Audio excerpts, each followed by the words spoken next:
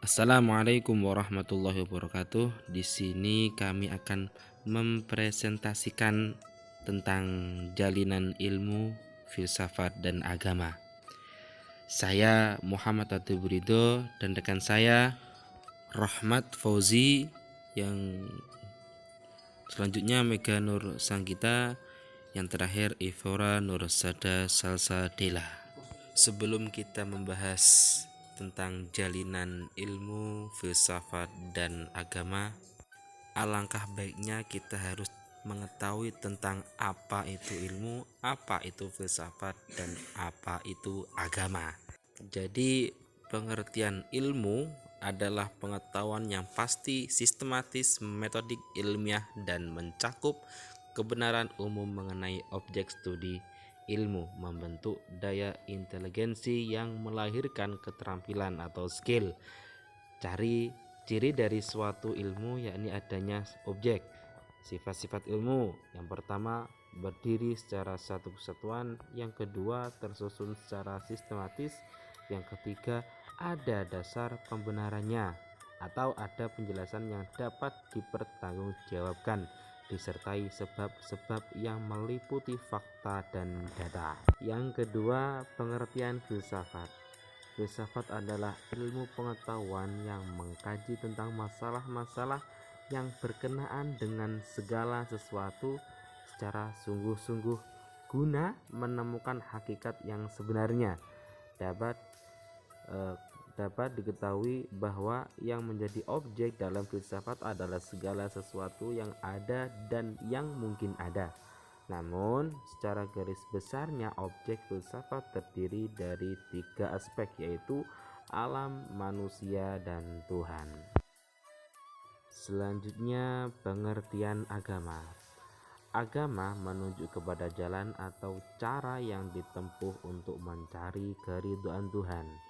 Dalam agama itu ada suatu yang dianggap berkuasa, yaitu Tuhan, zat yang memiliki segala yang ada, yang berkuasa, yang mengatur seluruh alam beserta isinya.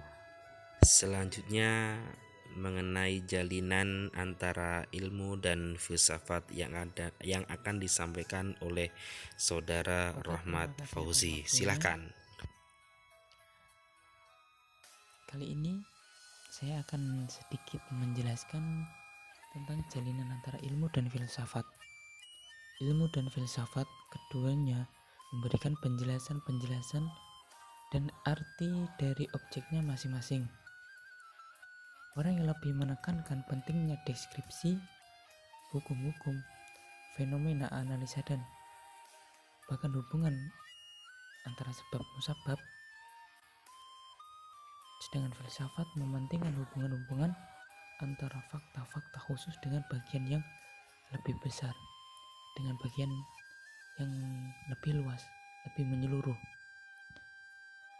Ilmu menggunakan pengamatan, eksperimen, dan pengalaman indrawinya, sedangkan filsafat berusaha menghubungkan penemuan-penemuan ilmu dengan maksud menemukan hakikat kebenarannya. Jadi bisa dibilang ilmu itu dasarnya, sedangkan filsafat itu bangunannya. Jadi keduanya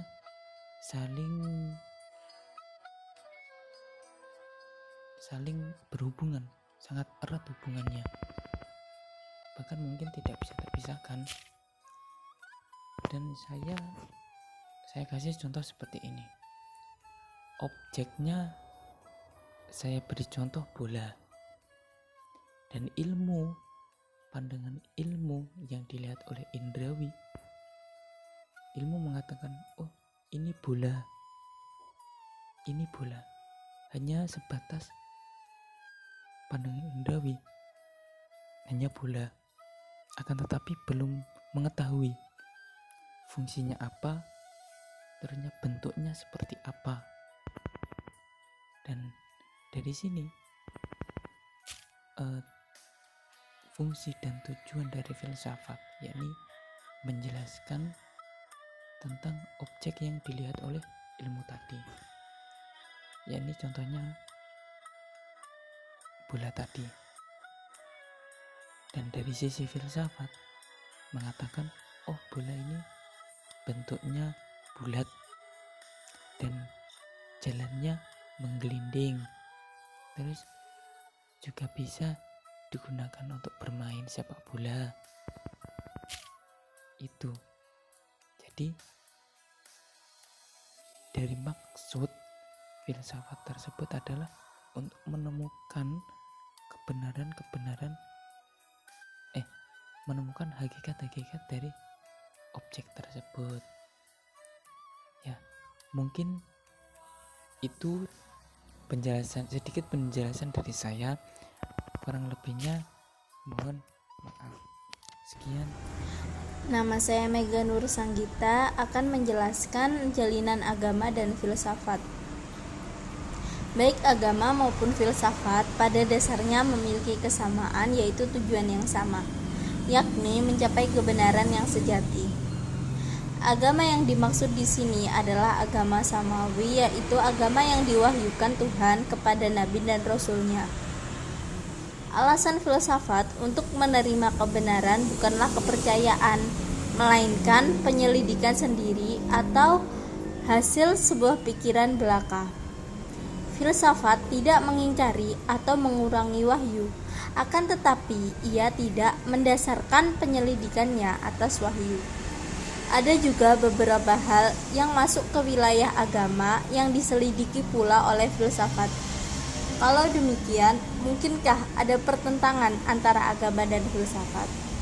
Pada dasarnya tidak, karena kalau kedua-duanya memang mempunyai kebenaran, maka kebenaran itu satu dan sudah barang tentu sama. Tidak mungkin ada sesuatu yang pada prinsipnya benar juga tidak benar. Tegasnya bahwa lapangan filsafat dan agama dalam beberapa hal mungkin sama, akan tetapi dasarnya amat bertentangan. Filsafat berdasarkan pikiran belaka, namun agama berdasarkan wahyu ilahi. Agama sering juga disebut kepercayaan. Alasannya karena yang diwahyukan oleh Tuhan haruslah dipercayai. Dalam filsafat, untuk mendapatkan kebenaran yang hakiki, manusia harus mencarinya sendiri dengan mempergunakan alat yang dimilikinya berupa segala potensi lahir dan batin. Sedangkan dalam agama, untuk mendapatkan kebenaran hakiki itu, manusia tidak hanya mencarinya sendiri, melainkan ia harus menerima hal-hal yang diwahyukan Tuhan dengan kata singkat percaya atas iman. Walaupun antara kebenaran yang disajikan oleh agama mungkin serupa dengan kebenaran yang dicapai oleh filsafat, akan tetapi tetap agama tidak bisa disamakan dengan filsafat. Perbedaan ini disebabkan cara pandang yang berbeda. Di satu pihak, agama beralatkan kepercayaan. Di lain pihak, filsafat berdasarkan penelitian yang menggunakan potensi manusiawi dan meyakininya sebagai satu-satunya alat ukur kebenaran, yaitu akal manusia. Mungkin cukup sekian penjelasan dari saya. Yang terakhir adalah hubungan antara ilmu, filsafat, dan agama. Ilmu sejarah telah dapat membuktikan tentang pengungkapan ilmiah manusia yang sangat menonjol di dunia adalah pada zaman Yunani kuno. Bangsa Yunani ditakdirkan Allah sebagai manusia yang mempunyai akal jernih. Bagi mereka, ilmu itu adalah suatu keterangan rasional tentang sebab-sebab dari segala sesuatu di dunia ini. Pada hakikatnya, kelahiran cara berpikir ilmiah itu merupakan suatu revolusi besar dalam dunia ilmu pengetahuan, karena sebelum itu manusia lebih banyak berpikir menurut gagasan-gagasan magi dan mitologi yang bersifat gaib dan tidak rasional. Dengan berilmu dan berfilsafat, manusia ingin mencari hakikat kebenaran daripada segala sesuatu dalam berkelana mencari pengetahuan dan kebenaran. Manusia pada hakikatnya tiba pada kebenaran yang absolut atau yang mutlak daripada segala yang ada, yaitu Allah Maha Pencipta, Maha Besar dan mengetahui.